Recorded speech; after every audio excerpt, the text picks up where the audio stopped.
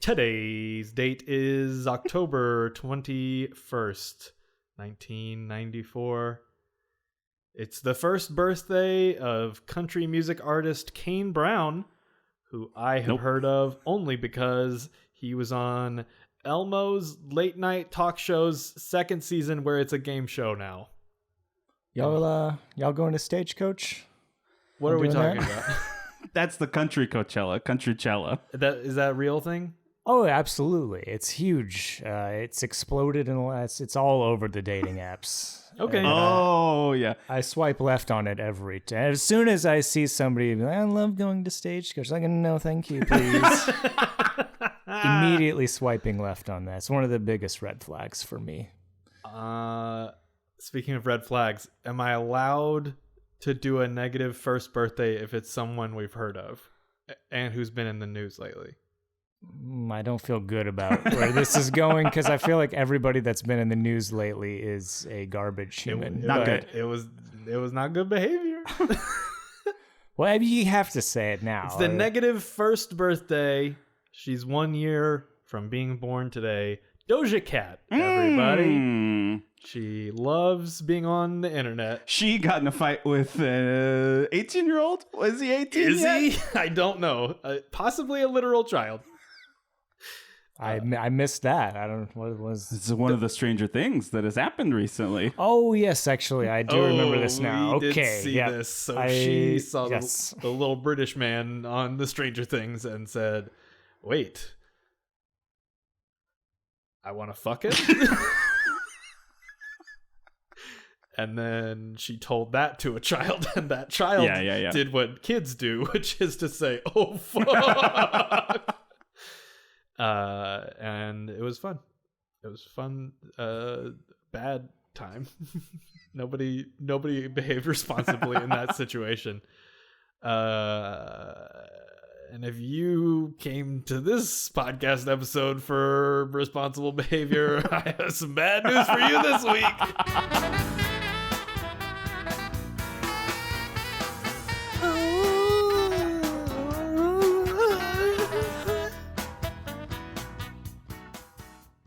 What do you mean this week?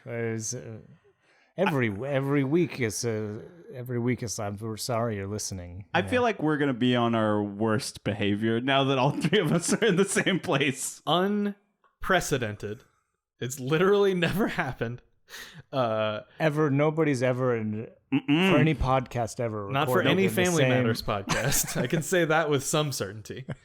For the first time, it's happened before that David and I were in the same city. We didn't record together because that would be crazy. It's happened before that David and John were in the same city because they both live in the same city all the time, so they could just do this together. Well, gas prices these days. Tell me about it. But we did record one time. I don't remember much of it because I was baked out of my mind. High. Oh, I was gonna say high as fuck. You took the more. It's a Family Matters show. In Minecraft, is that what they say now? Where it's like it could have happened. Theater. I was not because I don't know how to smoke correctly. I was smoking out of the wrong end of the fucking thing. We've all been there. David didn't have the courtesy to tell me. I'm a good host. I don't step on toes. I don't correct things. Trying to be a good friend. Just let me give it to me. Just John, let me have it. He's still in touch. He's on the dating apps. That's how they're doing it on the streets. They're inventing new ways to burn yourself while you're trying to get high. It's not what goes in the hole comes out the hole because it never goes in to begin with. So. I'm Alex Diamond and my number one hole, John McDaniel. I don't have any response to that. Great. Which is often my response to your introductions. You leave me speechless every time. I don't know what to do with them usually. Whenever my number one hole doesn't need anything from me, I appreciate it. Don't. And then Mr. Poo Poo Brown, David Kinney. It's a lot of work to be the number two hole. The number one hole gets it easy. Number one hole, you're in and out. Number two hole's got to do the cleanup. What the fuck are we even talking about right now? We're talking about episode 125 of Family Matters. We talk about Family Matters every week, and it's always like this, and it's fine. Sometimes a little more than other times. It's fine. Sometimes we talk about Lightyear for 90% of the episode. I forgot where I was, and I brought it up in a work meeting recently. I guess just like the same Google Meet frame was around my head, so I started talking about Lightyear, and no one knew what I was talking about. Has anybody watched it now that it's on Disney Plus? Absolutely not. I will watch it. I have not. But I have watched this episode of Family Matters. I think I've just stopped watching Disney Plus because I don't know. I associate it with Star Wars now. Right. It's just the Star Wars streaming If you're platform. not interested in Star Wars or Marvel, what are you there for? I'm like, why? I don't need to go here. Like the first month or so, it was fun. I saw all my favorite Disney Channel original movies. Shout out to Brink. You guys know how I feel about that movie. Love it to death. But I watched that, blank check. I'm good. I don't need to be here anymore. The other stuff on there, besides what we've mentioned, Star Wars, Marvel, Disney Channel original stuff, and like fucked up little kids content. Let me tell you, as the father of a little kid who likes watching Disney Plus, there's some stuff on there that I was like, I finally understand what it was like for my mom seeing me watch Ren and Stimpy as a little kid. Like there's some bad things that Mickey Mouse gets up to. I don't think he should be allowed. You saying it's gotten like more insane, like it's more on acid than when we grew up? The wonderful world of Mickey Mouse is it shouldn't be on television. It's not right what they do when they wrangle the cheese. But unfortunately, we have to jump over to everyone's favorite temporary streaming app, HBO Max. R.I.P. To talk about Family. I mean, seriously, what do we fucking do if they're like, we're gonna dump all of this? I would be thrilled. That would be the best thing that ever happened in my life. It's gonna be on Tubi. It's gonna go somewhere else. It's gonna go to Tubi. We're gonna have to watch commercials for Chrysler in the middle of the show. No. Skip it. Yeah, we're gonna have to watch Clint Eastwood's Chrysler commercial. Oh my god. But instead, we watched an episode of Family Matters all together, but moments ago. And let me tell you, we could have been done with it in half the time. These two sitting next to me insist on taking notes. I'm so sorry. John, there's something that happens when you are an old man with young children, which is that you don't know what's happening anymore. And you don't remember what occurred yesterday or 5 minutes ago in the other room. If I didn't write down the dialogue from this show, I would be completely lost in this. You could tell me it was the vampire episode again, and I would have to believe you. I mean, let's try it. All I'm asking is that we try it. Just give it a shot one week and see how it goes. All right. Well, next week we'll try it. Well, we can try it for one time, and if we don't like it, we can return it. Okay. Hey, John remembers what happens. I assume that's from this episode, entitled Beta Kai Guy. Which this is too early, 1994, to for beta. To be what it is now. Like if you call a guy a beta guy, that means a different thing. But and they were not the betas in this episode. They were the big alpha boys. You would have thought they could have been the alpha wolves, but that's not what they did. We start off at Waldy's apartment. Waldo is going out of town to the big culinary cook-off in Skokie. He could win a golden spatula, and he could win that beefy spicy porker award. He could do it. God. I don't think. Yeah, is there? So they cook it all. The judges should get awards too for enduring some of the low quality fare. Some of the cheesy meat and noodles that they're cooking up there. I saw one of the Netflix cooking shows where in the first episode the judges, one of the dishes had gold flaked crickets in the dish, and one of the judges, who's not a food person, she's an actress, but she was like, I don't want to do this. Please don't make me eat these bugs for real in my tacos. And they did, and she actually that dish won the competition, I think, because it was memorable. I don't know. I don't understand food. That's an interesting. It's an interesting ruling. Memorable doesn't mean it tastes good. Doesn't. No, it was literally bugs covered in gold. I don't know how they made that into an edible good thing to do. But Eddie, surprisingly supportive in this episode of everyone. Very encouraging of Waldo and his cooking career. Starts out right at the beginning saying, like, there's no jokes. He's like, you are a good cook. You are good at this, Waldo. And Waldo's like, thank you. I hope something breaks this bro tension. And sure enough, Steve gets a very hesitant from the audience clap through the door as he comes into the apartment. I don't like it. I don't like when this is not his home. And I understand that the other home is not technically his home, but it's his home.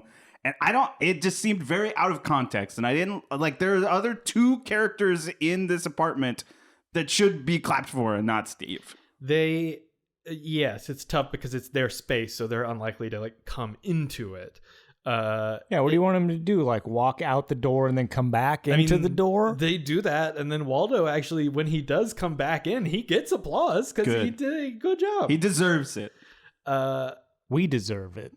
We deserve better. Well, gentlemen, I don't think that we're all showing the proper respect for our official podcast uniform today, because one of us is wearing the Waldo t-shirts that David got all of us, and two of you are...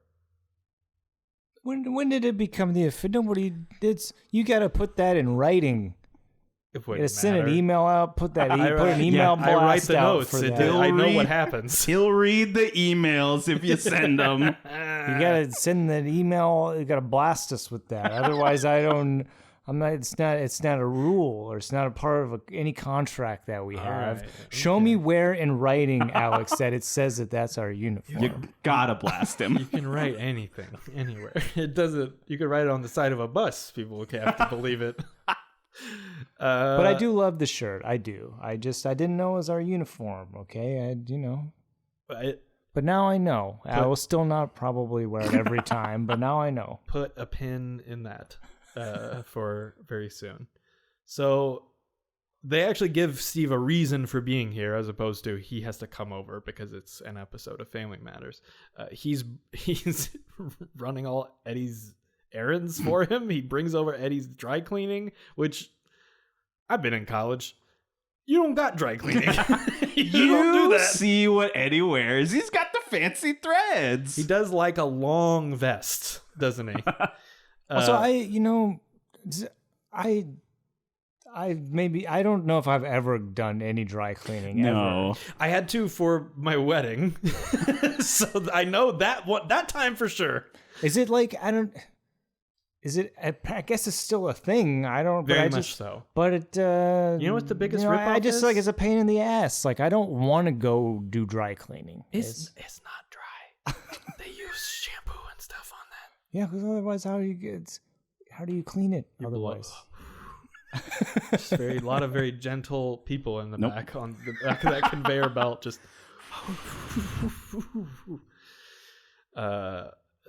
that titillated the senses of the dog that is witnessing the podcast recording today. So Eddie says good luck to Waldo. They do a little secret handshake. I can't tell if this is the same one from the cooking episode. Oh, you know that it's not. I think it's a little different. Yeah, they're not gonna. What do you think they went and they think they watched this episode when they did that one and tried to match it? I don't know. I don't think so. In that one, it seemed like something that they do a lot. But also maybe they were like, we think we can better our friendship handshake. So maybe the one we see later is like new and improved. It's like version 2. But I think both of them end in like an air hump, though, right? Yeah, little pelvic thrust. You got to do the air hump, and they say do it at the end of it. That's again, the pelvises are getting real close together. Also, it just makes it. It also just makes it sound like a Nike commercial. Mm-hmm. Well, I mean, sports memorabilia all over the apartment. The Chicago Cowboys. Steve says break an egg to Waldo as he leaves, which is that's pretty good. I'll give you that. Yeah, that's good.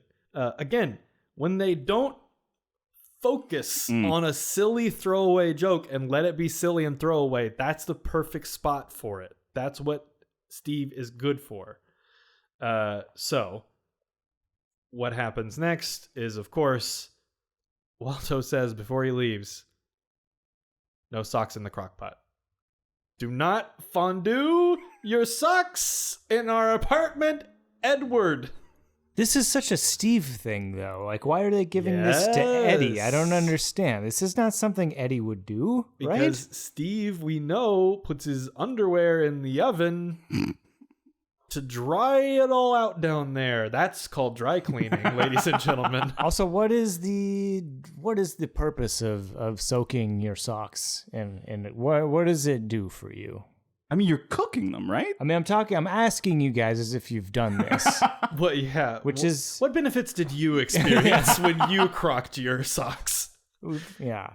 I don't, I literally don't understand it, because at least the underwear in the oven, he was trying to dry off his underwear. That there's something there that makes sense. Is Eddie like steeping the socks? What's happening? Apparently it's enough of a problem, though, that Waldo says don't do it, and like everything else, Waldo very politely asks Eddie not to do. He's gonna fucking do it. So Steve says, hey, I returned your videos. I thought this was going to be a different joke about what kind of videos Eddie was renting from the store. It's also different. I just watched American Psycho for the first time. So in my head, I was just like, I have to return some videotapes. Haven't seen it. Want to. So it's good. Good, no spoilers, but. Also, yeah, you guys remember returning videos? Yeah. You have to be kind and you have to rewind. 2 things. I think just so much nostalgia for. And you worked at one, right? I worked at Blockbuster. Hell yeah, I did, but it was in the DVD days. You don't gotta rewind those. You ain't gotta rewind shit. You still gotta shove it in that slot after hours. You also don't have to tell them that you scratched it to shit. You just put it back in the. You put it back in the case, it goes back into circulation, and so the one and only fucking copy of Charlie Brown Christmas just keeps getting rented out, ad nauseum to people, and they keep bringing it back saying they can't watch it because it's scratched, and you just rinse, wash, and repeat. Everybody's happy. They don't replace the copy. They don't try to clean it. That's what I was gonna say. Do they do a dry cleaning for the DVDs? Because I've seen that at the Hastings, which barely lasted into the DVD era. Just had a toe in before it fell right back into the pool. Yeah, rest in peace. No, they don't do shit. They just make suckers out of everybody, Just they don't replace the they don't replace it. They don't do nothing. I mean, but if the DVD skips right as Linus is doing the Jesus-y part, that's a jackpot for everybody. You get to skip it. You don't have to worry about that anymore. So Steve and Eddie do a handshake as well, because Eddie says that Steve is such a good friend, which is he's not being a friend here. He's being a gopher. He's being an errand boy. But of course Steve does the handshake weird the way he does it, and it's fine to talk about doing it when it's good looking guys, but if it's Steve, a little too sexual, he puts a little too much stank on it. In comes a college guy who is in college because he has one of those green sweater jackets. Like that they win at when you're good at golf. Kind of, yeah. It has. I thought that's where you're going with it. You know, he's in college because he's wearing a green jacket like you get for being a professional golfer. That's not in college. This one has more of a Mr. Rogers vibe to it. Gold jacket, green jacket. Who gives a shit? That is from Mr. Deeds. That is incorrect. That is from the one and only Adam Sandler movie that you should care about. The Water Boy. No. Damn it. I'm so bad at this. That's cheating. Are you using an internet device to look something up right now? That's cheating. I was going to look up this young man named Lyle who comes in. Lyle is played by Shunga Parker, who was apparently in a bunch of Married with Children, played Ahmed. Okay. Didn't watch it. He was Jeff Gunther in Mr. Robot. Does that mean anything to the person who watched Mr. Robot? Jeff Gunther? Nope. What if I said it? What Gunter? Character was it? Does that? It's Again. Jeff Gunther. That is the character. That's Shunga Parker is the actor. Shit, could you show me? You may recognize his face from the I wanna see episode of his TV face. we just watched. What does that do for you? Nothing. No. Nothing. Okay, great. You know,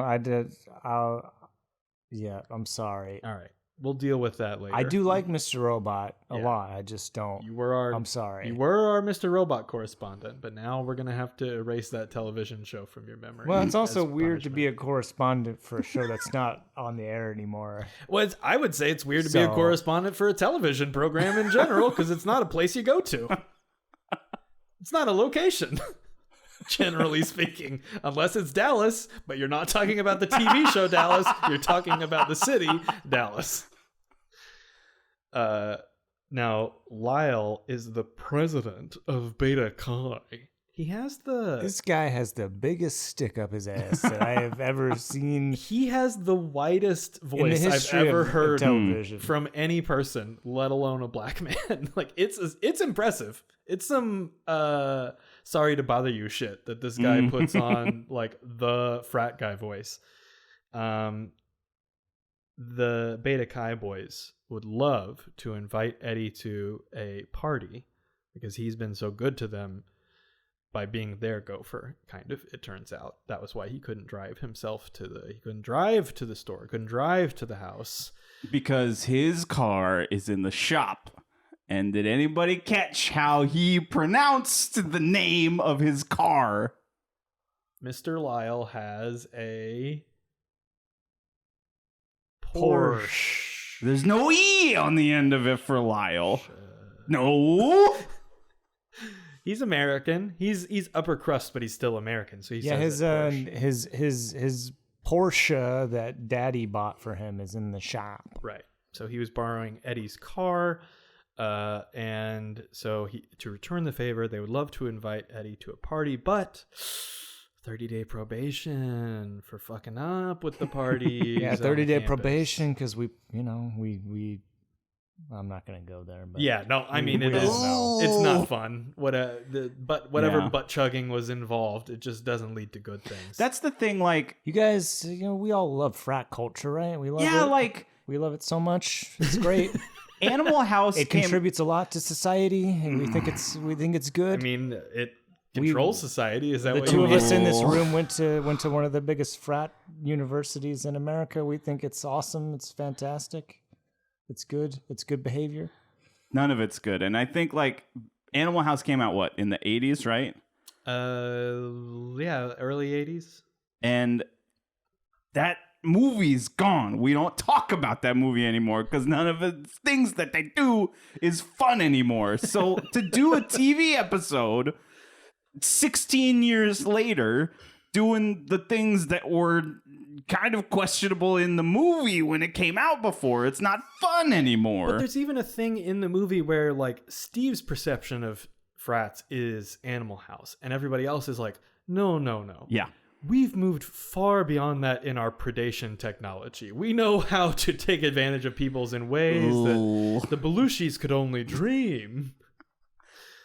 Eddie says, "Oh, well, you can have a frat party at my ridiculously large apartment. That's not a problem. I can fit a frat's worth of people. I could fit in here." like 5 people in here. It's fine. Well, when they pull out, you see that like nobody's allowed to go further than the couch in the set. But like this episode really had me questioning, like, is this an apartment or is this a dorm? It's an apartment because they talk about, I mean, look, I guess students can be of any age, but they talk about having older people that he lives next to. But he's like studying with the door open and headphones on later. He's dumb. Is the thing about Eddie that you got to know. That's dorm behavior. You can leave the door open. You want to make friends. You close it. You don't want people talking to you anymore. That's why mine had a constantly closed door policy. Cut to the house that we all know and tolerate. Carl is calling to order from the TV shopping network. They call it a shop-a-thon. Yeah. As if this is not, I guess the technology had not yet been invented to do a 24-hour shopping channel. This was a special edition for the weekend, whatever. I don't know what it is. Anytime I visit my mom now, this is all she watches. She knows the people by the name. She's like, I gotta get my buddy Greg is on the show. Anything that Greg has is gonna be good quality. I don't know what age does it happen? Because it's happened for Carl. It's not gonna happen for us. You know, that's we don't have cable. Yeah, we. Oh, I thought you were gonna say because we won't live for very long. Well, I'd say it'll happen for us, but it's not gonna happen on a TV shopping network. Yeah, it's just Amazon. It's just fucking Amazon. Yeah. Instagram ads. Yeah. Oh, they get you. They know what you like, man. You liked them. That's the. That's what it is going to be for us. Is as soon as we stop taking the time to fucking do our research on what we want to buy, and we just become susceptible to the fucking one click. That's Instagram ads or whatever the fuck. It won't be Instagram. It won't even be TikTok. It won't even be that. We'll be past whatever that. it is. Yes, because TikTok will be irrelevant in a couple years. Sure. That's how it happens because corporate interests take over, and it's Not that anybody has any experience with any of this. Whatever. This is fine. The research is what saved me the other day because I saw the baseball jerseys that each one is a different Power Ranger, and I said, you know what I like, so let's talk about this, Instagram. And I clicked on it, but then I saw the numbers on the jerseys just corresponded to whatever these guys thought were their favorite Rangers. And everybody knows if you're going to do the numbers, you got to do it in order of the morphin call, okay? So it starts with Mastodon. He's number 1.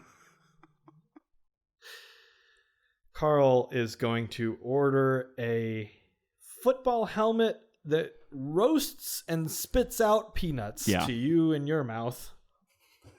How do you guys feel about peanuts as a snack? I can't. I'm not a fan. No, I don't. It dries you out down there. A lot of work too. If they're shelled like that, it's messy. The work to taste benefit. Sure. Out of proportion. This is my crawfish problem. ratio. My boss gets excited for crawfish season every year, and I'm like, do you know how long it takes me to get the meat out of a crawfish? Also, it's just, I don't know, it's just fucking mess. It's like a pound of fucking like shells and shit or whatever, all over the table. I don't know. It's so messy. They incorporate it into the aesthetic of the restaurant. They're yes. Hey, we have shitty floors here. It's fun. It's fun because they're shitty floors. You can pee right on it. It doesn't matter here. What I have to worry about with this is are they ethically sourcing the helmets? Because if these are used and I'm having to get somebody's used head juice on my roasted nuts. Well, unless it's Emmitt Smith. That might be worth it if we get to eat peanuts out of Emmitt Smith's helmet. Yeah. All right. It's just relevant. You know, he was just on the show. Right, they made it. Yes. This is why I'm bringing it up. I remember things. Carl does say that they're offering a matching Bears cookie jar. So I have to presume that he's ordering this one in Bears colors, which we all know are blue and Ovaltine.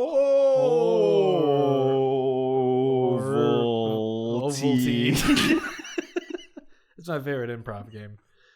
Make a football team.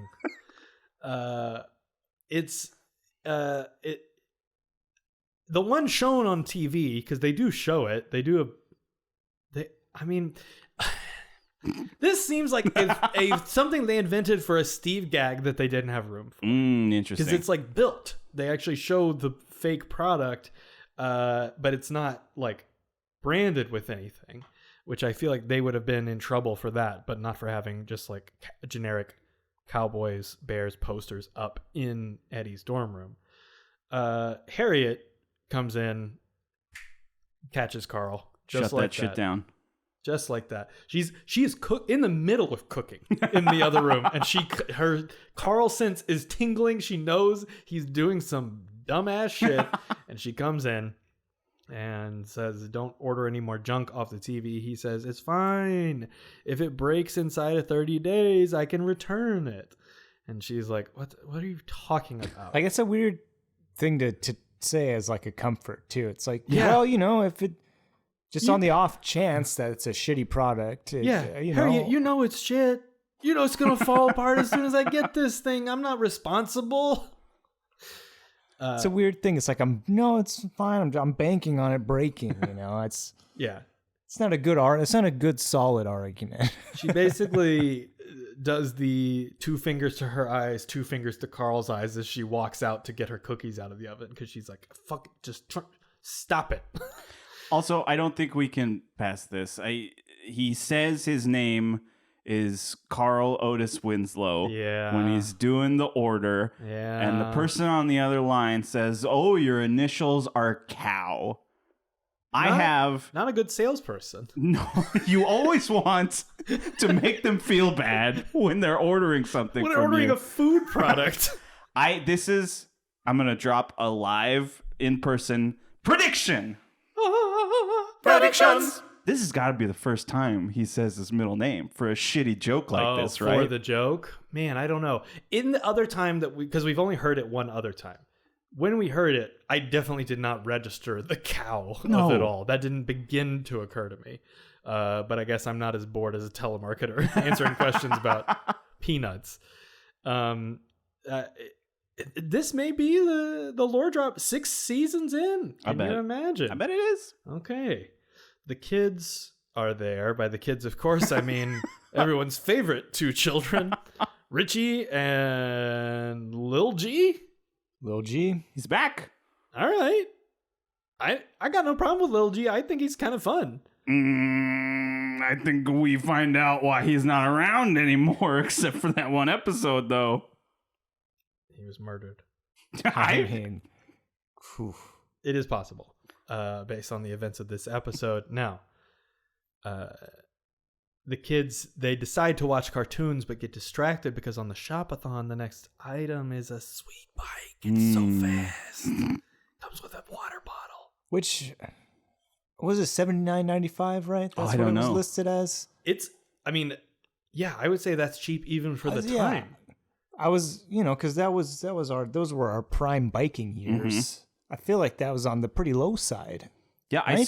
I sold bikes at Toys R Us. You got to get up there. You got to climb up into the storage bay. You got to throw it down onto the ground from 3 stories before you give it to somebody. Man, he didn't take notes, and you're the only one that pulled the price from the bike. I'm good. I'm set. Now, that's why I get paid the big bucks. Well, after a fashion. I did buy David lunch today, so you missed out on that. I hope you guys went to the the fish espresso. It's worse Cafe than you at think the it corner- was. John, you have colon cancer because of what I ate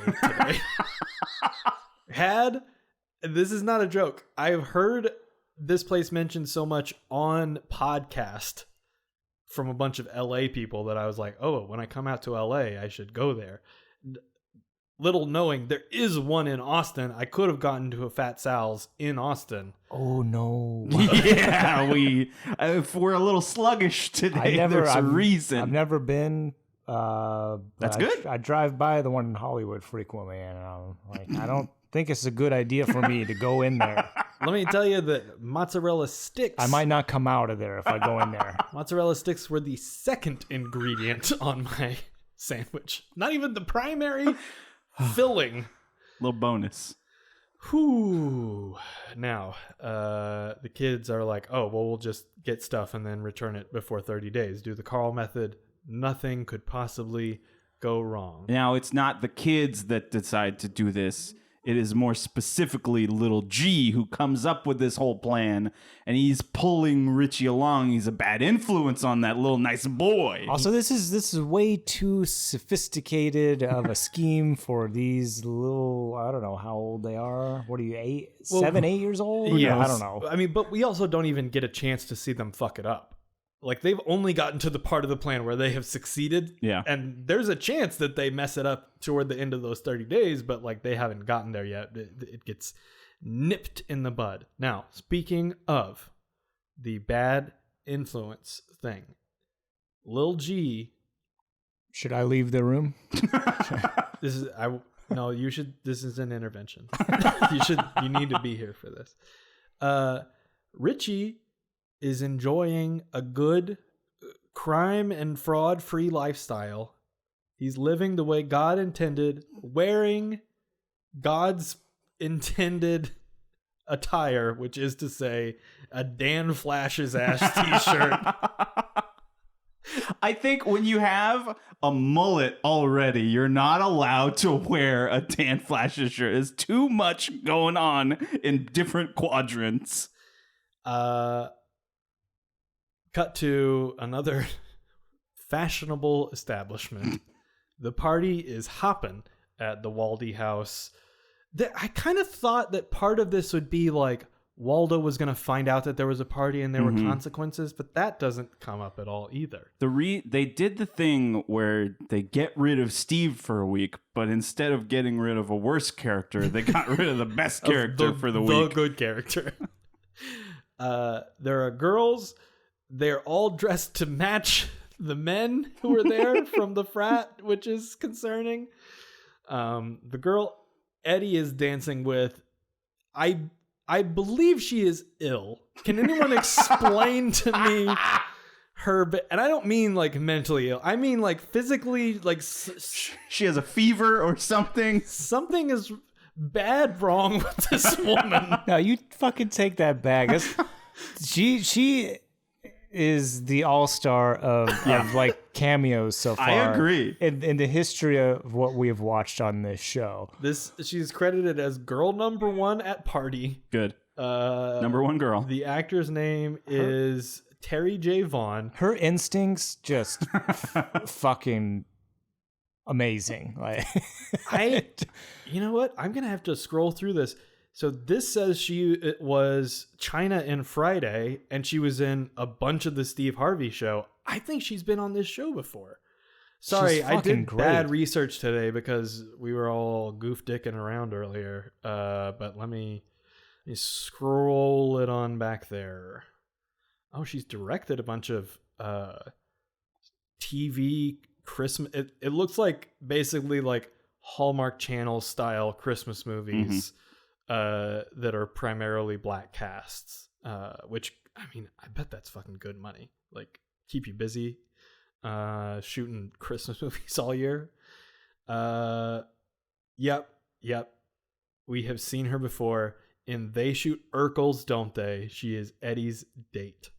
Is this supposed to be the same character? I fucking hope so, because she's nuts. Fucking awesome. I love. I don't know that it's her instincts. She's got like Christopher Walken instincts where it is not text. What she's doing? No, this is not anybody giving her any direction. Yeah. She just fucking goes for it, and I love it so much. It's one of those things where like you want an actor to make an interesting choice, and even if it's not what a human being would do, right? It is interesting to watch. I mean, it makes me want to go to a bar and be like, "Do you have any soda?" You know. I'm trying. I can't even. Her delivery is so good. It will be difficult. We truly can't do full service to what she does, but essentially she's just saying she's super into guys who are in frats, specifically Beta Chi guys, and Eddie's like talks around the fact that he's not in it, but he basically says he is, and she goes,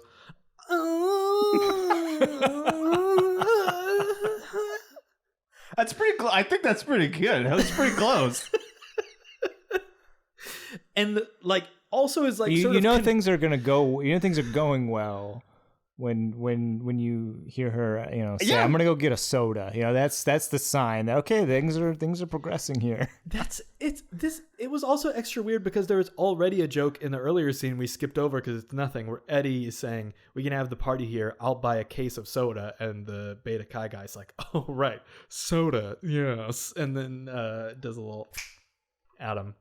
So I was like, "Oh, this is like code." They're doing like a soda thing. But no, she comes back with a full can of what looks like V8. I don't know. When she comes back like 2 years later. Yeah.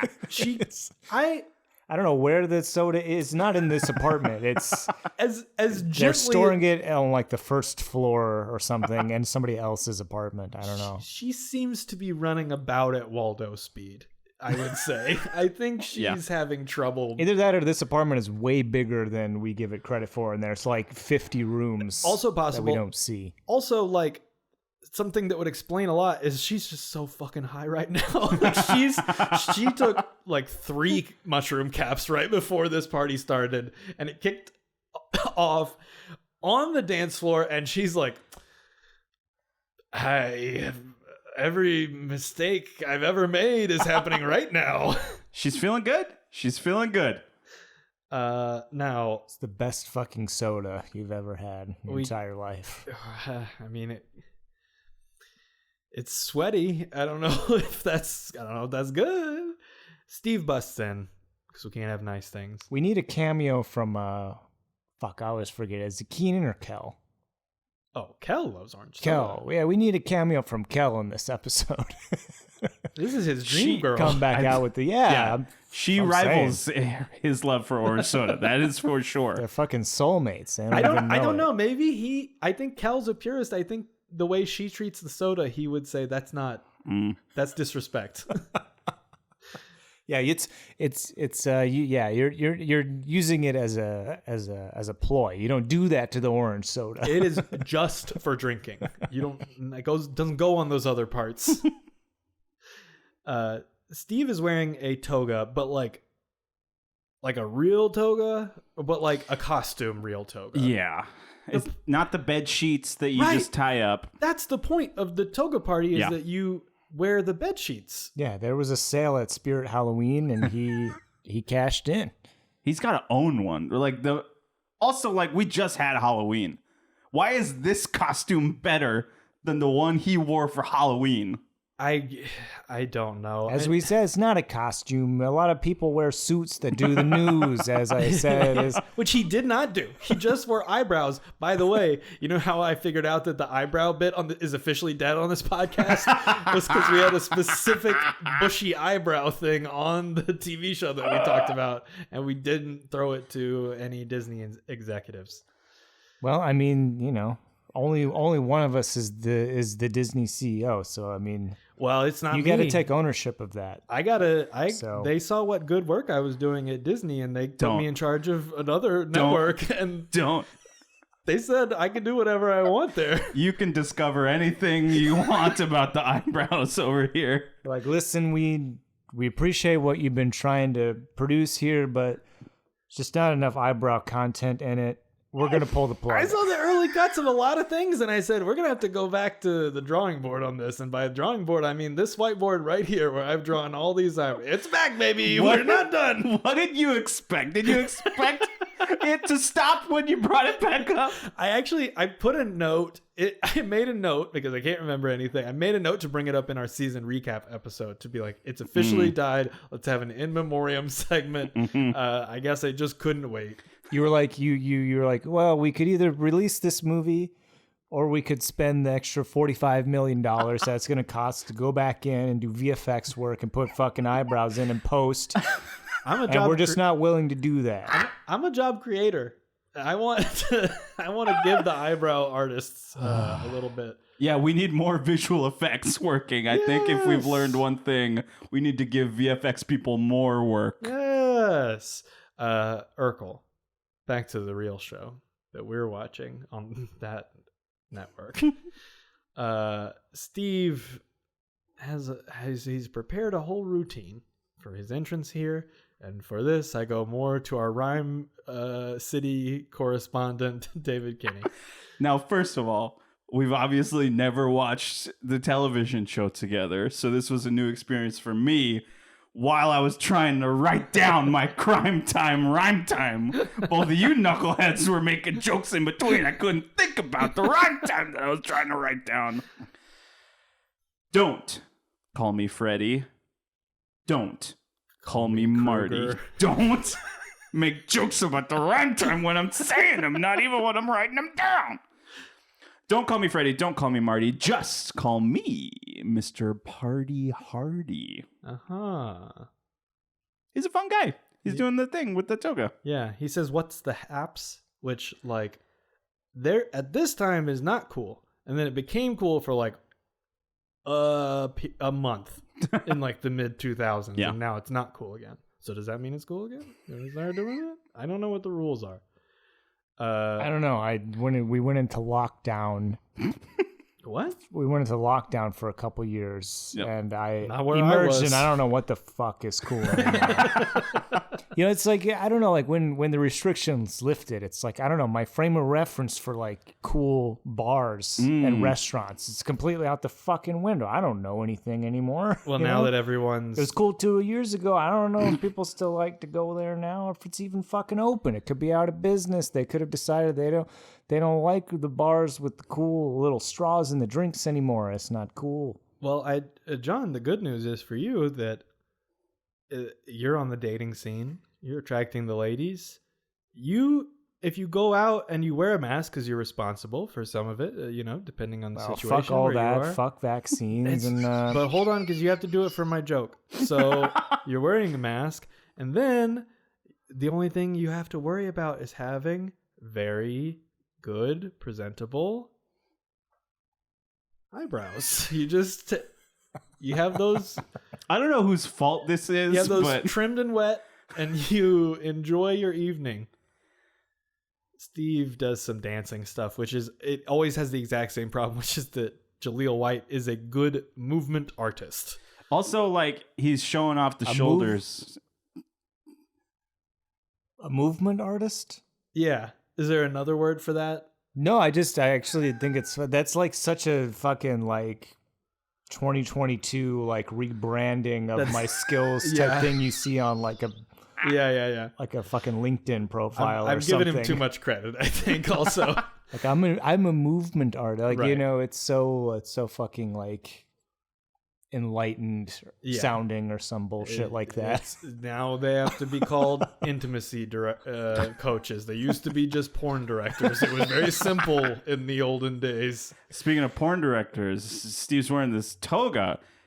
His shoulders are out. He's looking jacked again. Yeah, he's looking pretty bulked. That's also the problem. Steve, he's cruising for some lady butts. He doesn't explicitly say he's trying to fuck some ladies, which is a step in the right direction, I think. But he goes up to the ladies, says a like hit on them line, and they say, "What the fuck are you? You don't even go here." I mean, we're watching it backwards. At this point we're at now, We're watching it backwards?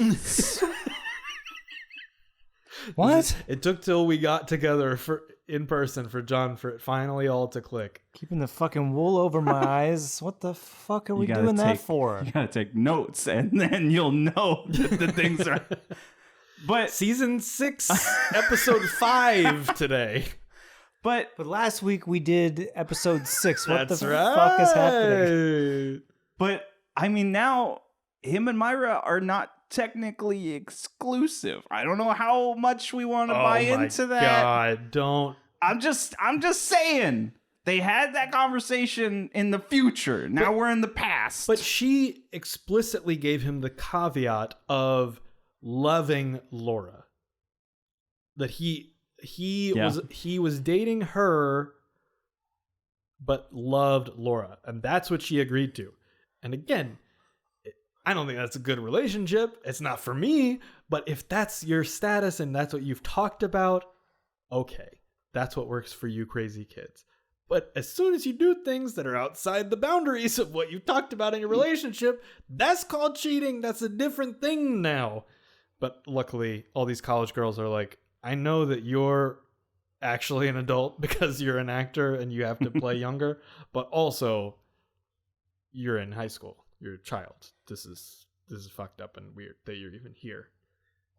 And I mean, we're going to have to talk about it eventually, but like the character of Steve Urkel in this episode is the fucking worst. Like he's so annoying in this episode. Yeah, because he's Steve Urkel still at this point. Like they haven't quite desuspendered him yet.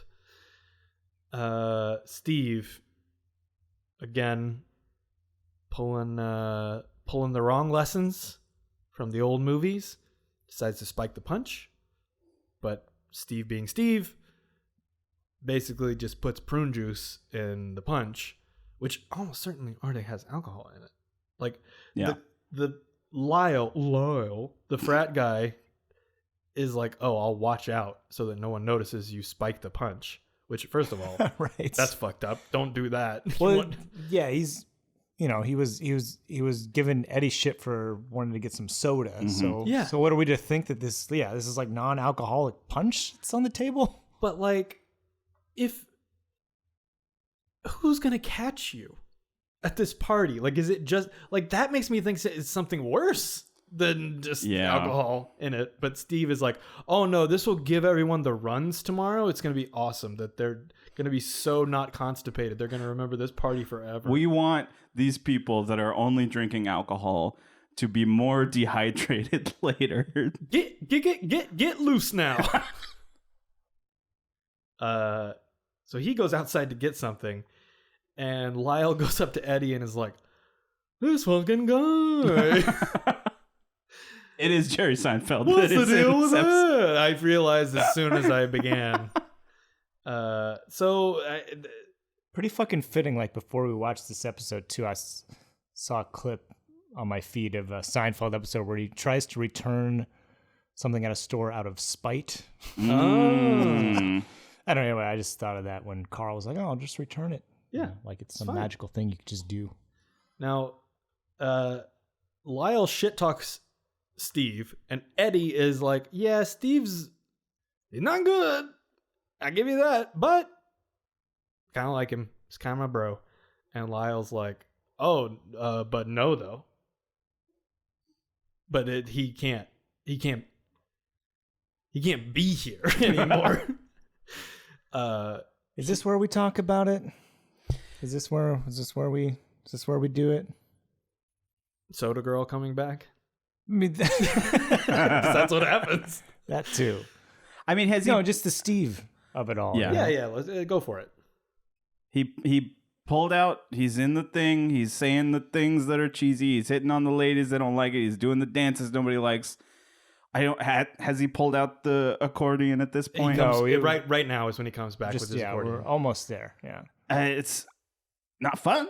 Not a fun guy at a party. No. I don't want to be at that party either. No, But no. it's, to me, it's like And he's a child. I don't agree with Lyle. Mm-hmm. I don't agree with his reasons. Yes. for warning Steve not to be there. But I don't know. He's a character that he's selfish. Mm-hmm. He's just, Steve, yes. Yes, Steve is.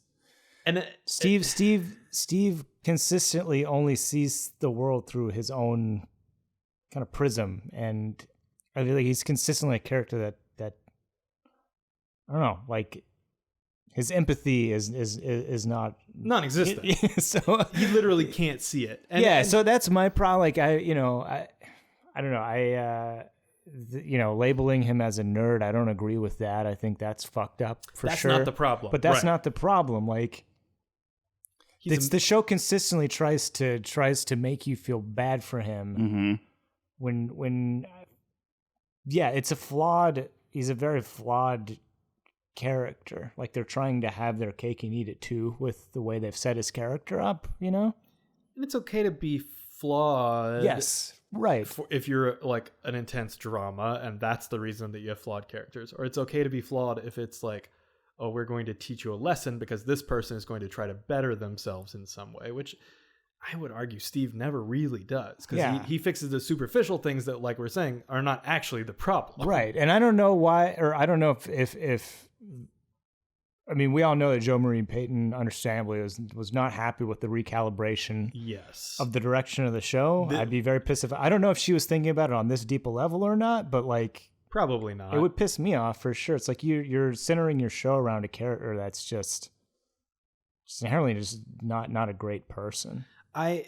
So there inevitably in this scene, what happens is that Eddie is like, Steve, you have to go. And Steve's like, well, but it's your party. You would have to tell me to go. And Eddie's like, I'm telling you to go. And that's kind of Steve's whole problem, is that like when people tell him explicitly, like, what you're doing, I don't like, he can't hear it. And we've seen that in the therapy episode is, I think, the most like extreme example of it, when he was like, why didn't you tell me that you were all pissed off at me all this time? And they were like, we have. And he was like, oh, you were serious? So like that is a problem. That's an actual genuine problem to have as a person. And way later in the episode, Lyle says that Steve is the opposite of everything Beta Chi is for, and I'm like, I didn't know I wanted to root for a frat. Like well, but I'm not rooting for the frat either. I know. It's like I don't agree. Like I said, I don't agree with their reasoning. It's definitely not cool to be belittling Steve. We're coming at it from different angles. Us and the Beta Chi, frat bro douchebags. So Steve, after attempting to play a ditty from Mort Pulaski's White Album on the accordion, which, despite the limited resources I did look up, I believe we have our first ever full invention of a polka thing. This is does not seem to be a real polka artist or album, as far as I can tell. Thank God. But like, isn't that even weirder somehow that they've been so dedicated to rolling out the barrel in all the other episodes? I just can't take any, like, my brain has so little room for more polka knowledge. I can't know how to hear any more about polka. Also, Urkel makes the good point. He starts playing and Eddie's like, okay, let's not do that here. Urkel goes, I was just starting to cook. And let me be the first to tell you gotta let Urkel cook. When he's heating up on the chords, you gotta let him go. But instead, Eddie says, get the fuck out of here. And then goes back to, there was a girl he was slow dancing with who had asked him for a slow dance. This is a different girl. This is girl number 2 at the party. She's Tasha Taylor, who was in a little show called Family Matters. There's a character called I've never heard of that before. Ariana. I actually don't. It's one other episode that we haven't gotten to yet. So, oh no, she was in Don't Make Me Over in season 9 when Myrtle decides to get a makeover to steal Eddie away from Greta one last time. So she's one of the girls in that one. Wow. Okay. So we're done with Tasha Taylor. Moving right along.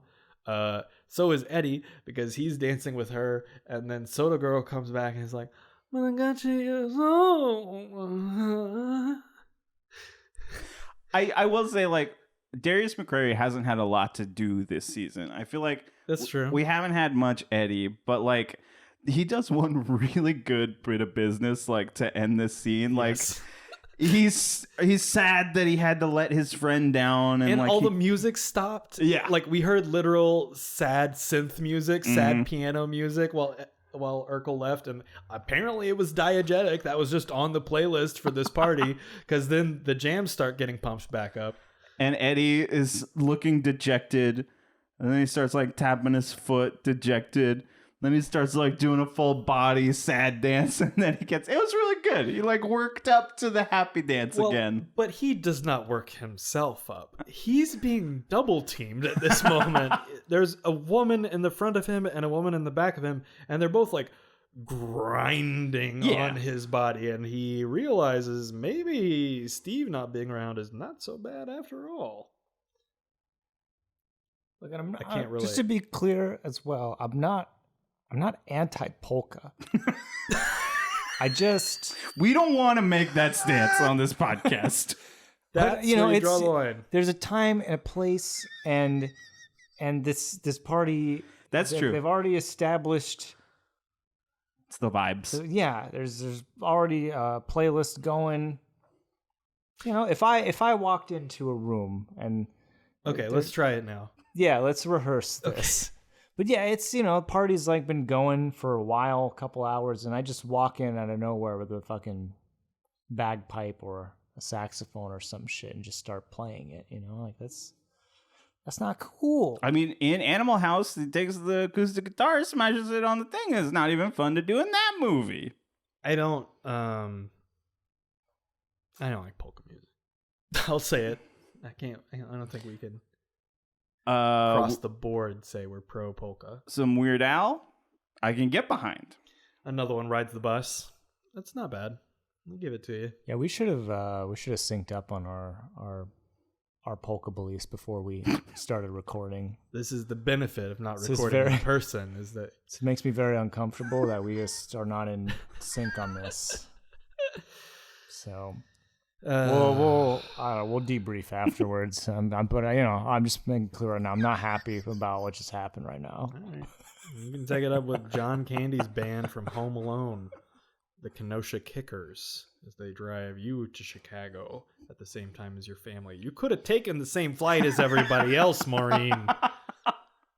Somebody had to say it. In the kitchen, Eddie is stealing leftovers. Harry and Laura come in and catch him as they're coming in with, I think, groceries. And Eddie says he's probably going to get into Beta Chi. And Laura is like, wait, the frat with all of the really cool guys who are super hot? He's like, oh yeah. She's like, why would they want you? She hates him because they're siblings. It's fun to be mean. And then, wait a second, because she's not done yet. Because she goes, wow, I can't believe you got in. And all it cost you was your best friend. Whoa, hold up. Best friend? That's what I was told. Best friend? Best friend.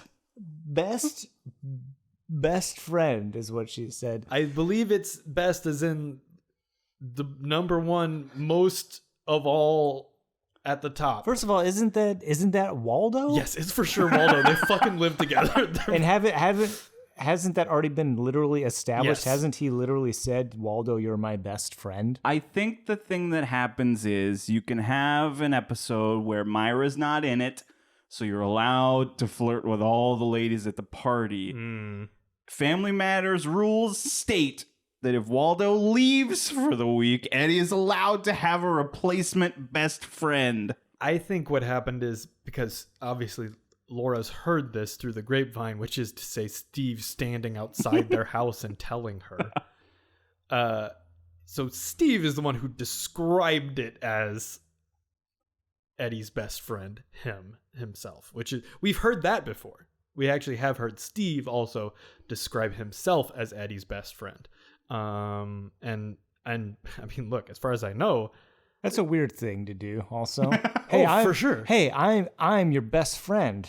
Well, and I don't typically go around. I'm not going to assume that I'm not going to be like, David, I'm your best friend. It's just, let me just make that clear to you how you feel about me. So you're not going to walk into a place and play polka music. You're not going to tell someone that you're their best friend. It sounds like you are a more... oh, sorry, please go ahead. You're more fun than Steve.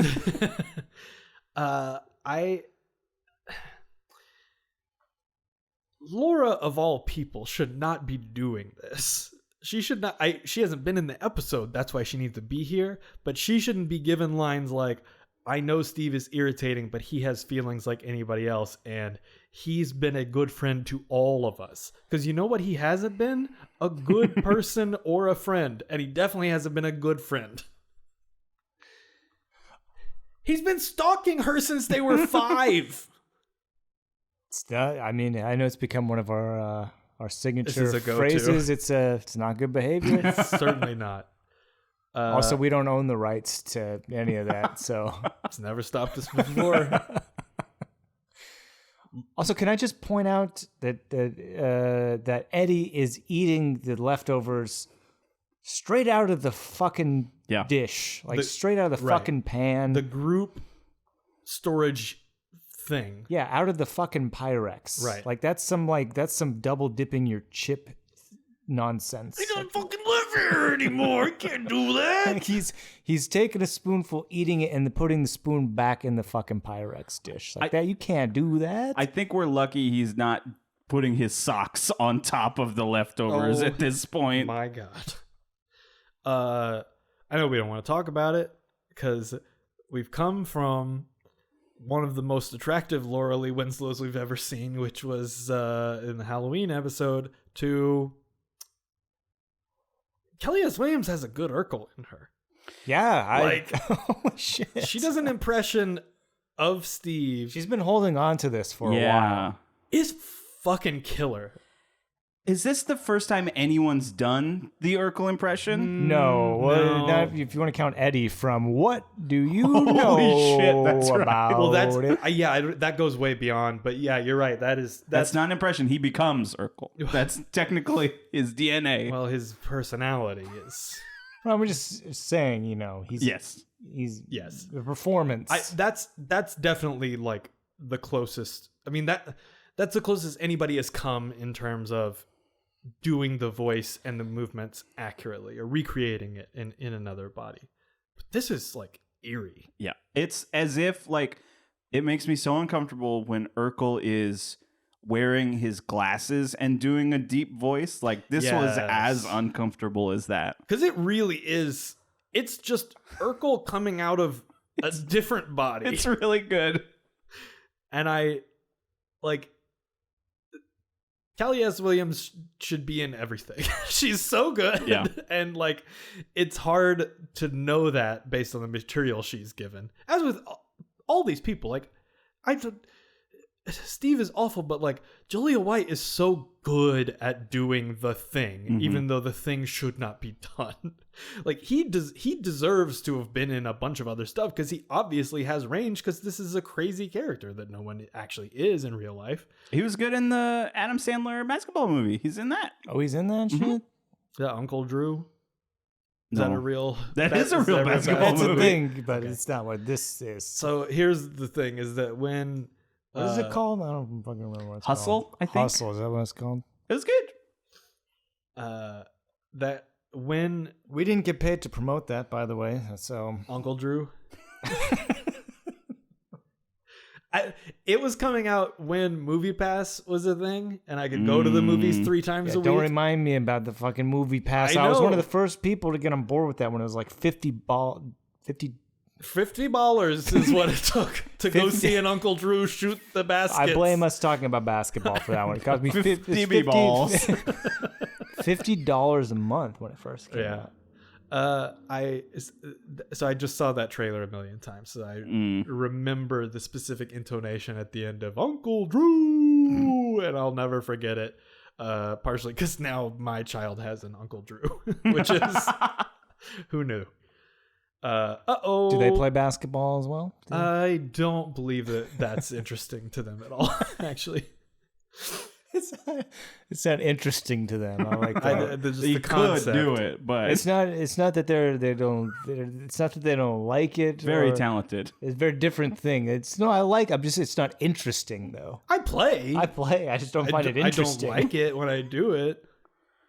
It's not intriguing or anything. It's very run of the mill, this basketball. I don't know. It is a bummer. Like, I know a guy that's 6'8" and he's like our age, and everybody's like, "Why didn't you play basketball? Why didn't you play?" And he's like, "I don't like it." Like, right. I understand. I don't know. What's interesting about it is you put a ball in a round hoop thing that's got a net on it. I don't find that interesting at all.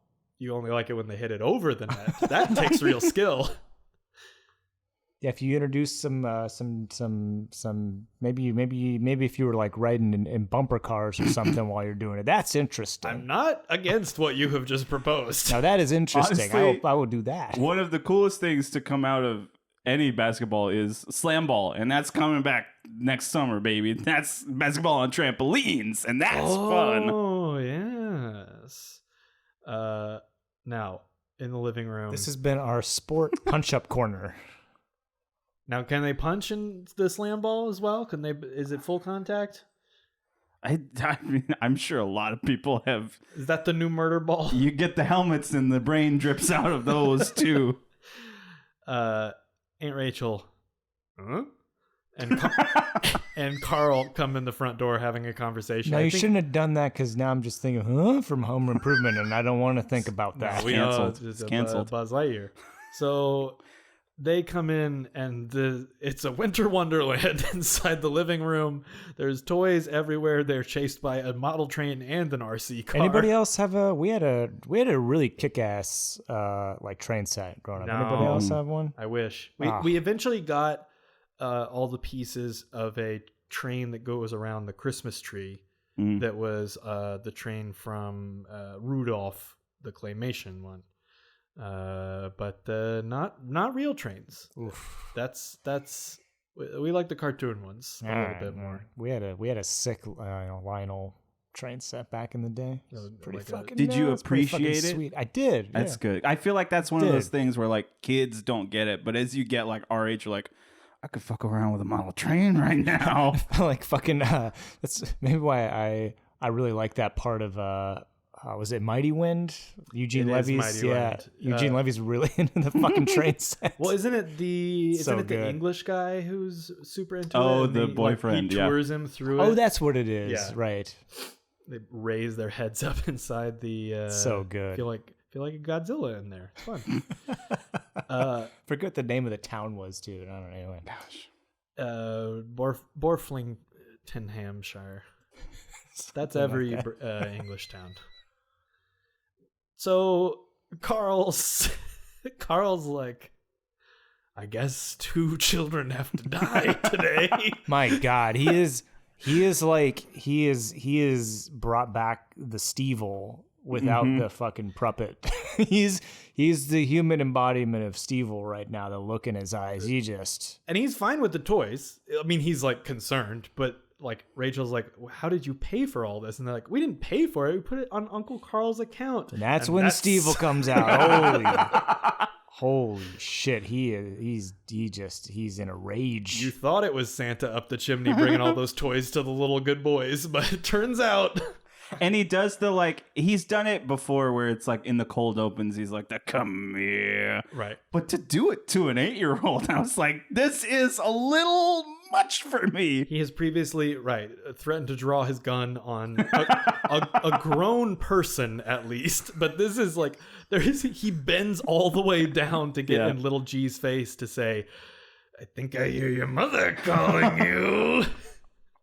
Which is honestly the kindest thing he could do, because this child would have been murdered otherwise. He's trying to warn him, like, you don't want to be here right now. You save yourself. You're not a part of this family, so I'm gonna let you off the hook. But fucking Richie. Little G does such a good comedic job of running away that he gets an applause out the door, which is a very rare occurrence on this show. Why not? Also, a little bit in Carl's defense. I mean, fuck them kids. It's like you don't fuck with my credit score. You know what I mean? As an adult, like that's fucking everything. You know, like, this you man's fucking tank my credit score, like his TV ordering record is forever altered by this. You think they're going to give him favorable pay in 3 different installment terms? Oh no, he is banned from ordering anything from them ever again. So Rachel's very upset with Carl when she finds out that the kids were just going off of Carl's lesson, which was that they can return it within 30 days. And Carl's like, ooh, cools down a little bit and says, Richie, no. That's if my football helmet broke. And Richie, this kid's so good. He's smart. He's good. Like a little Frank Abagnale or something. Friggin' Brighton goes, I can break this stuff. It's just really good. Just give me a fucking 10 minutes. I'll break everything we're looking at right now. He's got 2 baseball bats like behind the couch. He's ready. He's smart, man. He's like, look, I can work the system. We can do there's still a way out of this. Just let me break it, please. And if anybody knows about bending the rules to get what you want, it's Carl. He's a master game the system man. And of any person in this whole cast, the person that they chose to deliver the lesson, it's wrong to try to get something for free, is Carl, the spendthrift of all penny pinchers. Are you kidding me? And then it's all very cute because Carl also learned a lesson not to talk around to these stupid fucking kids who are gonna call him his credit card and his account.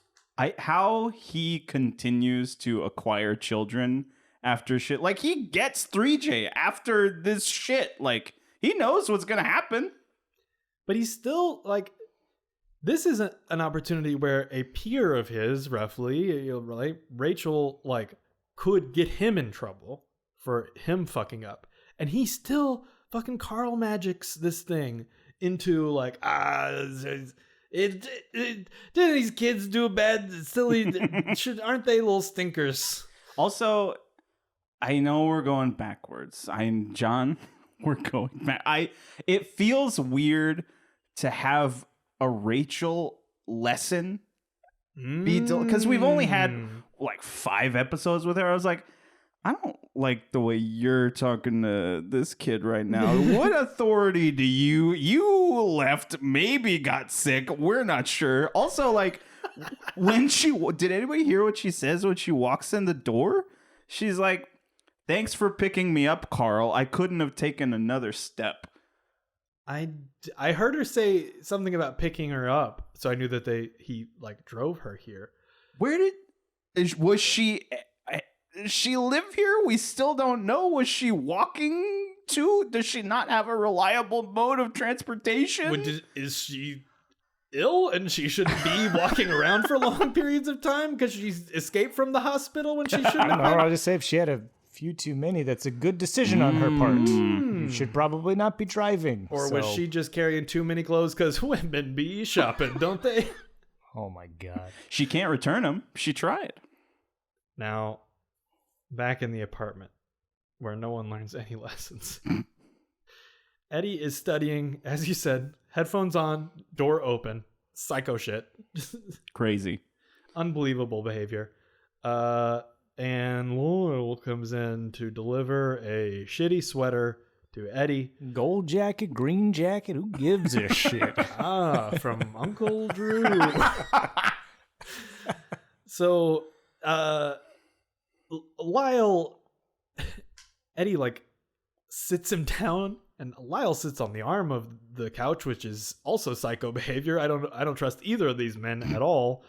And Steve is coming up down the hallway. We can see him. A little bit of dramatic irony. Now we know some characters know things about the other ones and who can hear things. And Lyle says he's a geekmeister, and Eddie is like, oh yeah, like he's a fucking nerd, man. Like he's really bad. I don't like him. But he's a really good friend. He's always there for you. And I'm like, then why did we do a whole intervention episode at the counselor's office about all the times he's nearly killed every person in this family? Yeah, it's not like he ever like needs, it's not like he ever feels like he needs to be the center of attention at all times or anything like that, He got Eddie sucked up into the chimney in a dream. So again, Lyle here says Steve Urkel is the opposite of everything that Beta Chi stands for. And I'm like, I don't want you to win my favor here, but now Eddie says, fuck your gold jacket, green jacket, Uncle Drew. And the Lyle is like, oh, well, fuck you too. And then there's cheers and whoops from the audience. Eddie says, kiss my beta kappa, which I don't know why that's a joke. I fucking laughed at it, though. I don't understand it. You were sitting right next to me. You heard me laugh at it. I'll admit that I laughed. Steve gets in a zinger at Lyle as Lyle's on the way out. And he explains he had brought over a box to return all of the things that Eddie had given him over the years, much of which looks like trash, which is sad. And then they have a little hug, and it's all fine there. But wait, they just leave the box in the hallway. It's trash, John. It's trash. No, but somebody could fucking trip over it and break their ankle or There's something. Old people living here. We can't. Or just any kind of people. It doesn't have to be old people. Right, any kind of people could trip over that. There's the one hot girl living directly above them that's gonna come down to pay a visit very soon. Also, my neighbor across the hall from me in my old place, during the lockdown, they just had this really bad habit I developed of just leaving fucking empty boxes in the hallway after something would get delivered. Hate it so much. It was a very narrow hallway too, so they would like get something delivered, they'd empty the box, and then they'd just put the empty box back in the fucking hallway, and it would just sit there for like a week. I don't like it when people do that with room service at hotels, where it's somebody's job to clean up the hallway. Are you fucking kidding me? It's all like, what the fuck? Like, this isn't your space. This is a hole. This is a shared. That's why space. they're putting it there, because it's not their space. They don't want it in their space. Right. It's like, I don't have room for it in my apartment. It's like, great. Well, it's a fucking empty box, so throw it away. Next time that happens, just when you see the person, you tell them, kiss my Alpha Sigma Sigma. See, that's almost makes sense. The Sigma, the shape doesn't quite work the way I think that they would like, but. Also, the one time this is again about this neighbor. Okay. On multiple occasions, I had something delivered that was put in the wrong mailbox. Sure. And I know this because it would say delivered, and then a fucking week later, it would be at my door. Nope. It's like they held on to it for a week. No, and then decided, you know what? I think I should probably put this in front of the person's door who it actually belongs to. Was it open? No, it wasn't open. But still, it's like, what the fuck are you doing hanging on to it? Yeah, I've... Like, you're that busy that you literally right across the hall from me. Well, they got all that stuff they got to throw away. It's like, I'm right there. There's no effort required. He couldn't bear the confrontation. He knew you were mad about the boxes. He couldn't give you one more box to get mad about. Anyway. Now, credits. So this didn't happen. According to 1/3 of the people and 1/4 of the bodies in this room. Are we counting the dog as a participant in this podcast? Waldo comes back just after Eddie has covered up the crock pot that's full of wet socks. Or is it just the one sock? If it's just one sock, it's a fucking huge tube sock. But it looks like it's one sock, right? He only pulls out one sock. I just I want to understand. This is like me sitting down with my teenager. I mean, someday. you're never going to make any sense because it's not even plugged in. So he's soaking it in It's like just wet. Yeah, he's soaking it in probably room temperature water with some Great. soap. Like, what does that do for you? Is it soapy even? I can't. Yeah, there's some Okay. there's suds in there. Yeah. But like it's how is this what is this what is the point of any of this? Eddie covers it up by putting magazines on top of the crock pot, which is still on the table, so they're very raised, so you can see the crock pot under there, and that somebody's trying to cover up what's happening in the crock pot. Somebody other than Waldo, of course, because he comes in, all he can And he think puts about... the fork or whatever under the couch Oh, I didn't to hide see that. Yeah. Which, why... And he, What's the fork? Why are you doing it that way? Well, you got to eat it. What are you talking about? Oh, got God. yourself a stew going. Waldo. And he uses the fork again, by the way, after at the end of this fucking bit. He takes it out of the couch and fucking starts using it to soak his socks again. Takes it over to his parents' house, puts it in their leftovers soapy fork in the casserole. Believe it or not, Waldo, he won the coveted golden spatula. He's a great chef. Now, I mean, this shouldn't surprise any of us. it is like the biggest impediment to Waldo being a good chef is Eddie and Steve so far that we have seen. And prison that one time. He was in jail. It happens to the best of in us. Santo Puerto. Now, That wasn't his fucking fault, though. no, it was the corrupt bureaucracy of the 1% who was running the island. Yeah, let's want to make that very clear. Right. Waldo was wrongfully imprisoned. Right. The rest of the episode doesn't make sense because of that necessarily, but that is true. Waldo is in all things blameless, except to trust Eddie at all, because that he should have learned that by now. I mean, you don't trust anybody that soaks their socks in a room temperature crock pot. I could let you get away with it if it's plugged in and it's got some heat going, but you know. But what's that do? At least it's, I mean, look, I'm just doing a funny thing here. It's a joke. I'm not trying to actually defend him. Like You called my bluff, okay? Another thing that happy? just occurred to me is like the crockpot takes like a long time to become effective even. It's a slow cooker, slow and low. Well, you could put it on high as well if you really want. But It you're takes a a long psycho time. if you put it on high. With socks. For sure. I mean, with anything, but of course it goes without saying socks, because there is no recipe on planet Earth that calls for socks.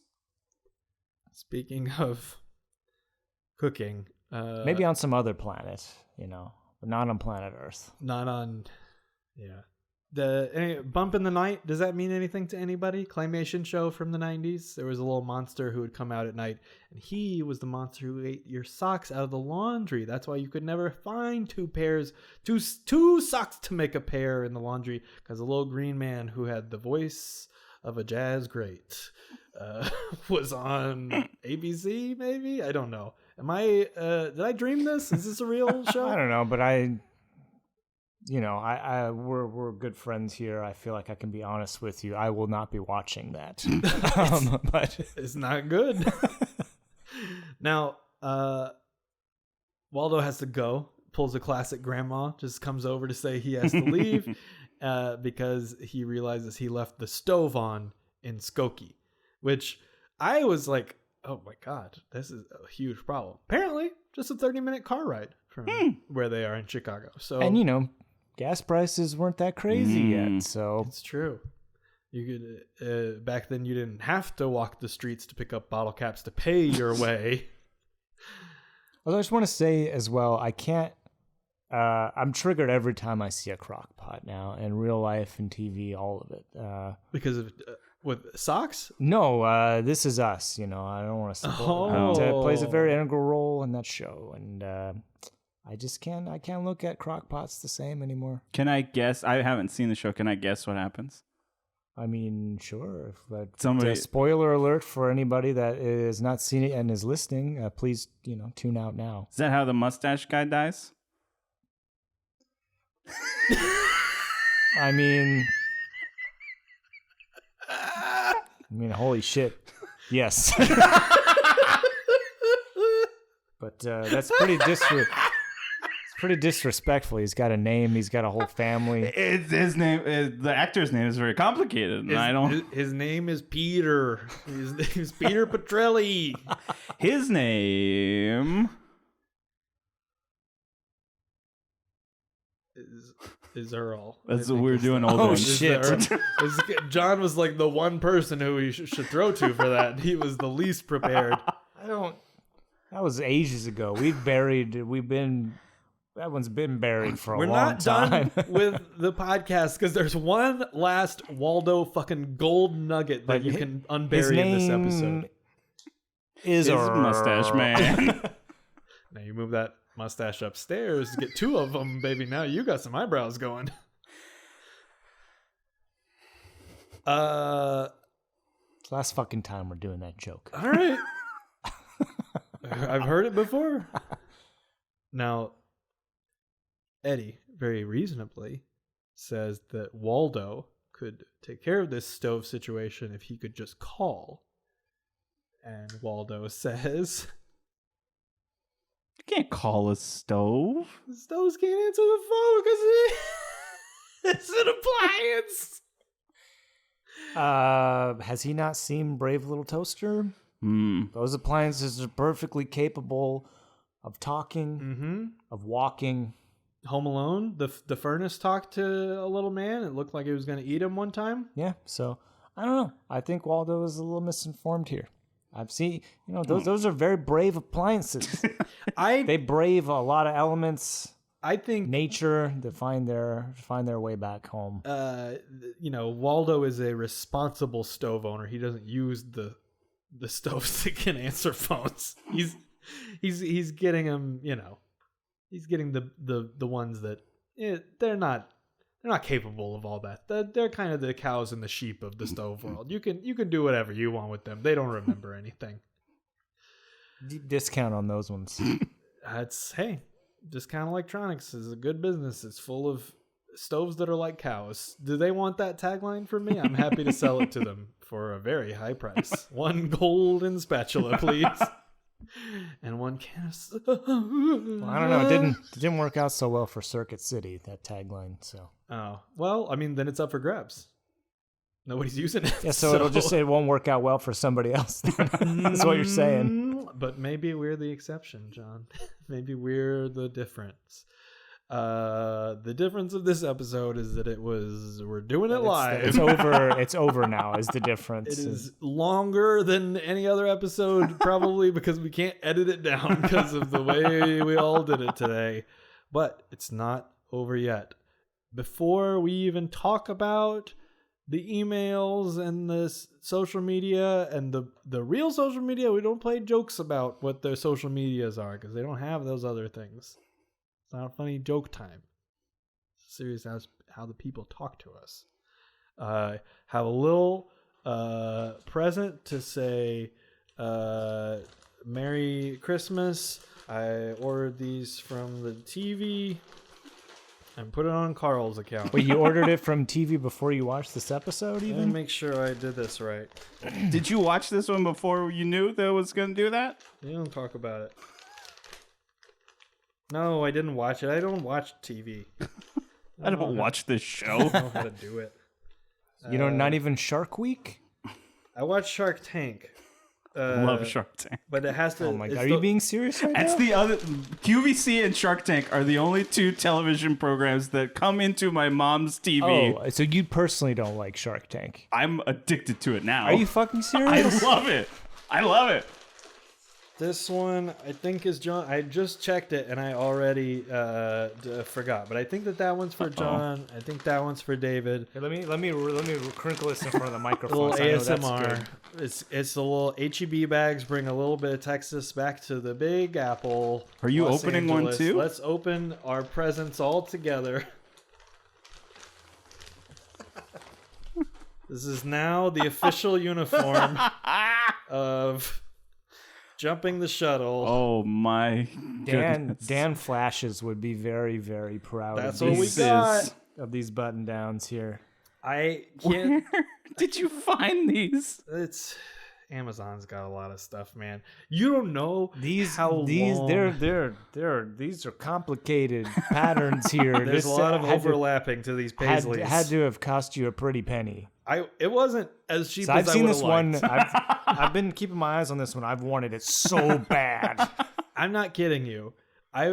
Took so long picking out Dan Flash's shirts off of Amazon. Like literally over a month. I would just like keep checking and looking at different searches and all these different things. I was like, okay, it has to be like terrible, but it can't know that it's terrible. So I have to like figure that out. I have to find the right price point. There's a lot of Dan Flash's shirts that are actually expensive on Amazon, and they're garbage shirts, but people want them because they have nightclub in the name. And it also has 19 other adjectives in the name because you have to do the SEO right. So these I got. I can't tell you how sick I was. I swear to you. It's long sleeve. Hell yeah, it's long sleeve. But that's all. It's right. You roll it. That's cooler. You roll up the sleeves. It's now I was not able to That's the cool thing to do anyway. in the sketch. What do you and want, a short sleeve shirt? That's not nobody's doing that. I didn't notice until if you have a short sleeve button down, you're a tool. You want to get the long sleeve and roll it up. That's what you do. In the sketch, the shirt that he's wearing in the Dan Flash's sketch from I Think You Should Leave, for listeners who don't understand what we're talking about, it's a long sleeve polo. Jesus Psycho Christ. shit. And it's custom for the show. So like you can find that shirt now, but I didn't want to do that from like, somebody who's like just recreated it. I swear to you, I actually found one of the shirts, not the one that he wears, but the one from the Shops at the Creek sketch later. The one where the guy like flips through the rack and he sees one and he looks at the price and he goes, "Oh yeah, that makes sense." I found that shirt on Amazon. They didn't have 3. They had 2. And you could have sacrificed me. I would have understood. We got to have a Dan Flash's fight. You got to fight over him. That's what the I was rules like- of the store. I was like, I can't. Yeah, what was the online equivalent of that? It's like, hey, there's already like 40 other people with this in their cart. If you don't press buy right the fuck now, you're gonna lose it. There was a lot of that. I gotta tell you, there was a lot of one left. Please order quickly. It was a very aggressive shopping environment. So we'll post some of these on the internets for we'll have a big night out, little Dangerous Nights crew. Have a big time because we're big boys. This is going on my body right now. I used to be a piece of shit. People can change. I think it's because I used to be a piece of shit. I said was. But thanks for all the laughing times. Thanks for all you do. Wow. What are we? Is this the last episode or something? That's it. Making it sound like this is it, which I'm fine with. Well, this is kind of this was our goal, was to one day record together. We didn't talk about this being the end, but that's more than okay with me. We have a lot of question corners that have not been annexed or answered. But we have to call it there. I would say email us your Dan Flash's order if you have one. Yeah, we will take your money and not give you any product in return. We'll give it to ourselves. But you can't file a complaint because we're not a fucking real enterprise. So don't tell Apple Podcasts that, 'cause they believe we're a company. jumpingtheshuttle@gmail.com if you still use email for some reason, and it's important. Because email, voicemail, any of those things. I don't know. Most people, from my understanding, are more into the fleets now. I said we don't do the joke thing. This is for real time. I bribed you and everything. I've given you everything tried. I had. Doesn't mean the bribe's gonna work. Right, I'm gonna break that and return it in 30 days. We also have social media that we'll use for this, at least. Yeah, TikTok. TikTok asks me to follow Jumping the Shuttle pretty regularly now. But we don't do that. Have not given in yet. I don't know where they are, but somebody must. Yeah, you can find pictures. The vibe you're giving off right now is, yeah, you can. Sure. You can fuck off. He's really invested in this shirt. You can fuck right off. I got so entranced by all You're the gonna patterns. lose yourself in all these music in the moment. You can find pictures of all of this, and you can buy it on QVC at Jumping the Shuttle, at Jumping Shuttle, at Jumping Shuttle. I'm that Alex D on things. David is also findable. I'll tag him. He won't know.